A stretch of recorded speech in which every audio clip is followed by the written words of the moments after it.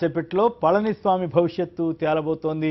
అయితే governor majority ఉన్నటువంటి పళనిస్వామికి అవకాశం ఇచ్చి ప్రభుత్వాన్ని ఏర్పాటు చేసి బలపరీక్ష శాసనసభలో రుజువు చేసుకోవాల్సిందిగా కోరడం జరిగింది. దాని ప్రకారం 15 రోజుల గడువు ఇచ్చినప్పటికి కూడా ముందుగానే 2 రోజుల్లోనే ఆయన ఈరోజు బలపరీక్షకు దిగడం ద్వారా మొత్తం ఈ వ్యవహారాన్ని కొలిక్కి తీసుకొచ్చేసి రాజకీయ అనిశ్చితికి తెరదించడానికి ప్రయత్నం చేస్తున్నారు. అయితే ఇది రాజకీయ అనిశ్చితికి తెరబడుతుందా లేక మళ్ళీ కొత్త రాజకీయ సమస్యలు ఏమైనా వస్తాయా అన్న చర్చకు కూడా అవకాశం ఇస్తూ ఉంది. మరి కాసేపు ఈ చర్చలు ఇట్లాంటి చర్చలు ఉంటాయి సహజంగానే.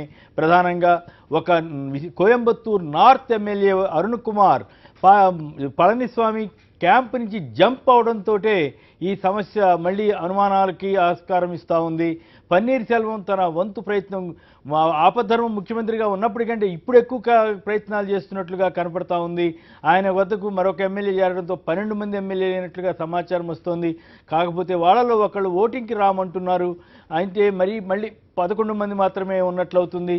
సో ఈ రకంగా అంకెల రాజకీయం అంకెల గొడవలు నడుస్తూ ఉన్నటువంటి నేపథ్యంలో ఇప్పుడున్నటువంటి పరిస్థితుల్లో పళనిస్వామి ఖచ్చితంగా గెలుస్తాడా లేదా, గెలిచే అవకాశాలే ఉన్నాయనేది 70% మంది 70% అంచనాగా ఉంది. ఏ కారణం వలన పొరపాటున కొంతమంది ఆయన శిబిరం నుంచి వెళ్ళిపోతే అప్పుడు ఈ ప్రభుత్వానికి మళ్ళీ గండం వచ్చే అవకాశం ఉంది.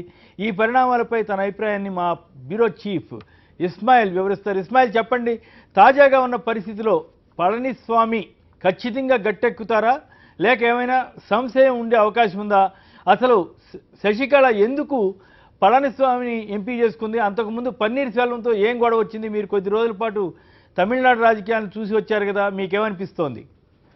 ప్రధానంగా ఈ రోజు ఉన్నటువంటి అంచనాను చూస్తే పళనిస్వామి తన బలపరీక్షను ఆయన నెగ్గే అవకాశాలు చాలా ఎక్కువ కనిపిస్తున్నాయి. ఎందుకంటే ఇప్పటికే ఏదైతే కొన్ని రోజులుగా అక్కడ గోల్డెన్ బే రిసార్ట్లో ఉన్నటువంటి ఎమ్మెల్యేలను నేరుగా ఒక్కొక్క మంత్రి 4 ఎమ్మెల్యేలు చొప్పున తీసుకుని వాహనాల్లో వాళ్ళు బయలుదేరినటువంటి దృశ్యాలను కూడా మనం చూసాం. అయితే చాలా స్పష్టంగా ఒక మాట చెప్పొచ్చు, దాదాపు 8-9 రోజుల పాటు గోల్డెన్ బే రిసార్ట్లో ఉన్నటువంటి ఎమ్మెల్యేలు ఈవెన్ పోలీసులు వెళ్ళి అక్కడ ఎంక్వైరీ చేశారు. మీరు నిజంగానే స్వచ్ఛందంగా వచ్చారా లేకుంటే ఎవరైనా బలవంతంగా తీసుకొచ్చారని ఒక్కొక్క రూమ్లో ఒక్కొక్క ఎమ్మెల్యేను కూర్చుండబెట్టి ఇంటర్వ్యూ చేసినలాగా వాళ్ళు అడిగారు. అయినప్పటికీ వాళ్ళు కూడా మేము స్వచ్ఛందంగా వచ్చాము అనేటువంటిది చెప్పారు వాళ్ళు. సో ఈ నేపథ్యంలో కొంత వాళ్ళు విల్లింగ్గా అక్కడ ఉన్నారు. అయితే శశికళ ఆదేశం వాళ్ళని అక్కడ ఆపిందా లేకుంటే మరేదైనా కారణం ఉందా లేకుంటే ఏదైనా వాళ్ళకు ఆశ చూపించారా అనేటువంటిది ఇతర విషయం. బట్ వాళ్ళు అక్కడ మేము ఉండడానికి ఇష్టపడుతున్నాం అనేటువంటి మాటను పోలీసుల ముందు కూడా చెప్పారు. అదే విషయాన్ని పోలీసులు మద్రాస్ హైకోర్టులో ఒక అఫిడవిట్ కూడా దాఖలు చేసి చెప్పడం జరిగింది. బట్ ఈ 10 రోజుల పాటు అక్కడ ఉన్నటువంటి ఎమ్మెల్యే నిన్న ఒక అరుణ్ కుమార్ అనేటువంటి ఎమ్మెల్యే బయటకు వచ్చారు. బయటకు వచ్చిన తర్వాత ఆయన స్టేట్మెంట్ని మనం చూస్తే నేను స్వచ్ఛందంగానే అక్కడ ఉన్నాను కానీ నా అంతరాత్మ చెప్పిందని ఈ రోజు బయటకు వస్తున్నాను అనేటువంటి మాటను ఆయన చెప్పడం జరిగింది. బలవంతంగా అక్కడ నన్ను ఉంచారు అనేటువంటి అంతరాత్మ మంత్రి పదవి కోసం చెప్పుంటుందా లేకపోతే సడన్ గా అంతరాత్మ ఎందుకు గుర్తుకొచ్చింది? మంత్రి పదవి కోసం అంతరాత్మ నడిపించి ఉంటుంది అంటారా?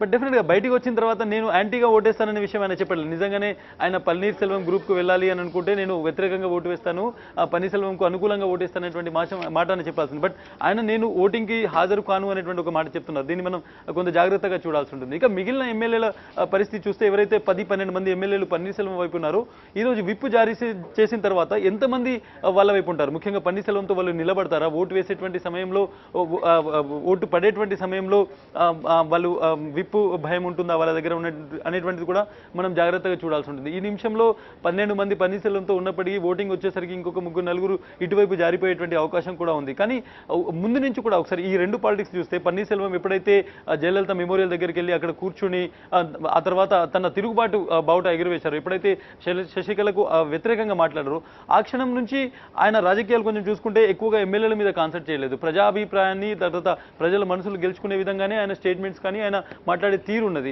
అదే ఎమ్మెల్యేల మీద కాన్సన్ట్రేట్ చేయకపోయేసరికి ఒక విధంగా శశికళకు కొంత టైం దొరికింది. 2-3 రోజులు ఆమె ఒక మీటింగ్ కన్వీన్ చేసి అక్కడ నుంచి బస్సులో నేరుగా వాళ్ళను రిసార్ట్ తీసుకెళ్ళింది. So MLA